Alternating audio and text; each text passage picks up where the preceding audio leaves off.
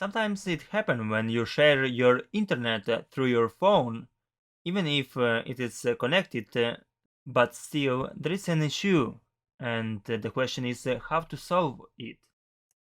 So, first of all, go to your Wi-Fi connection. As you can see from the picture, then click on the properties. Come back.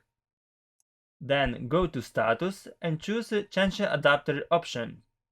Here, choose your Wi-Fi connection and press on the properties. Again, here, click on the protocol internet version 4. Again, properties. And as you can see, there is use the flow of DNS server addresses. There are some numbers 192.168.111. The thing is that you need to cancel everything. Okay, as soon as you're done, press OK and reload the page.